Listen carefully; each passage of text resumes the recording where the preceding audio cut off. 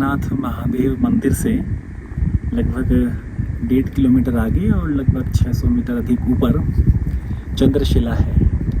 मान्यता है कि रोहिणी को प्रेम करने की वजह से उनके पिता ने चंद्रमा को क्षय रोग का श्राप दिया था। तो उस श्राप से मुक्ति के लिए चंद्रमा ने इसी चंद्रशिला पर आकर तपस्या की और भगवान महादेव ने उनको अपने शीश पर धारण किया। और पौराणिक कथा है कि भगवान राम ने रावण से युद्ध के उपरांत उस युद्ध के पाप से मुक्ति के लिए भी यहाँ पर आकर तपस्या की थी और इसीलिए यहाँ पर गंगा देवी का भगवान राम के चरण स्थापित हैं। जब हम तुंगनाथ महादेव से चले तो पूरी घाटी बादलों से भरी हुई थी। ऐसा लग रहा था कि शायद ऊपर जाने पर कुछ दिखाई नहीं देगा, लेकिन कितना अच्छा लगता है कि जब प्रकृति आपकी मन की बात को सुन लेती है।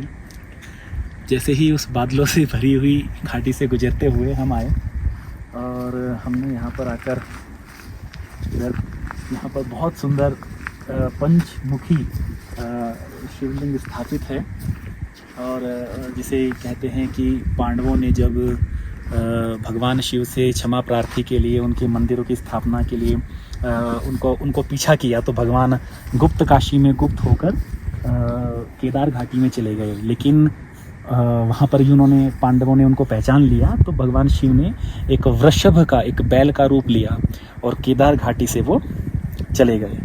तो भगवान शिव का ऐसे कहते हैं कि जो मुख है वो पशुपतिनाथ में है नेपाल में, और जो बैल की जो पीठ है जो ऊपर का उसका हम्प है वो केदारनाथ जी में है।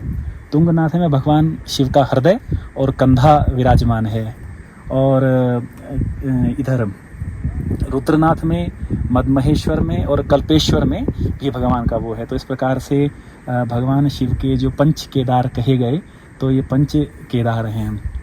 इसमें भगवान शिव के मुख हैं तो बड़ा सुंदर है इधर यहाँ पर। और सबसे अच्छी बात यह है कि प्रभु कृपा से अकेला ही हूँ तो कोई भीड़ भी नहीं है। तो इस प्रकृति का आनंद अपने आप में एक बहुत अनोखा है। अब धीमे धीमे बादल, संध्या है तो बादल अब ऊपर उठेंगे। हो सकता है रात्रि में वर्षा हो तो कल सुबह का मौसम अच्छा रहेगा। प्रयास किया जाएगा कि कल सुबह, अभी हमने सूर्यास्त के दर्शन किए और कल सुबह पूर्व से हम सूर्योदय के भी दर्शन करेंगे। और सामने श्वेत धवल बर्फ से ढकी हुई सभी चोटियां हैं, चौखंबा, और वो सामने कुछ तो अभी भी दिखाई दे रही है लेकिन कैमरे में उतना है नहीं कि वो दिख सके। आइए प्रकृति का सम्मान कीजिए और आनंद लीजिए।